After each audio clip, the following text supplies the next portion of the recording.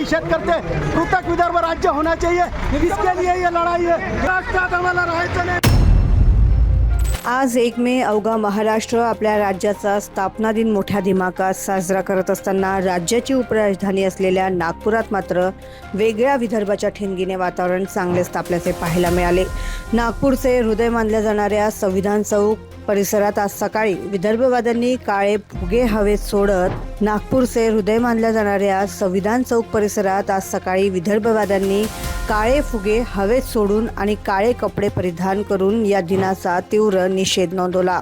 वेगळा विदर्भ झालाच पाहिजे अशा गगनभेदी घोषणांनी परिसर दणाणून सोडत विदर्भवाद्यांनी आपल्या मागणीकडे सरकारचे लक्ष वेधण्याचा प्रयत्न केला।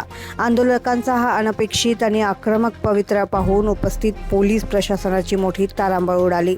आंदोलक वेगवेगळ्या दिशांना पांगल्यामुळे त्यांना रोखताना पोलिसांची चांगलीच धावपळ झाली।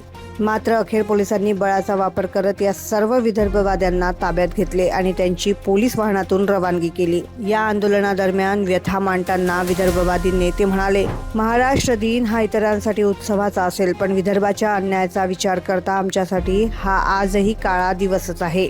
जोपर्यंत स्वतंत्र विदर्भाचे स्वप्न साकार होत नाही तोपर्यंत आमचा हा लढा आणि अशा स्वरूपाचा निषेध अधिक तीव्र होत राहील।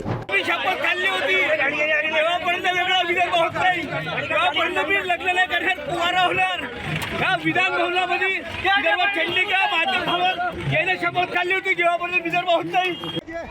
आंदोलन किया और वो ये विदर्भ राज्य में लाने के लिए 1 मई का हम निषेध करते। पृथक विदर्भ राज्य होना चाहिए, इसके लिए ये लड़ाई है। वेगळा विदर्भ झालाच पाहिजे, वेगळा विदर्भ झालाच पाहिजे। महाराष्ट्रात आम्हाला राहायचं नाही। महाराष्ट्रात वेगळा विदर्भ थांबते शेतकऱ्यांच्या वेगळा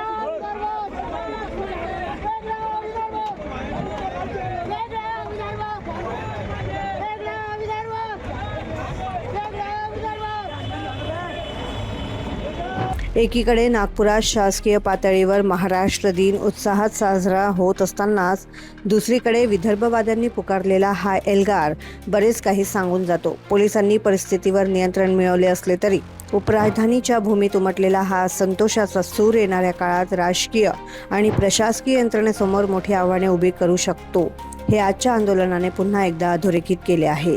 क्षितिजा देशमुख, लोकमत.com, नागपूर।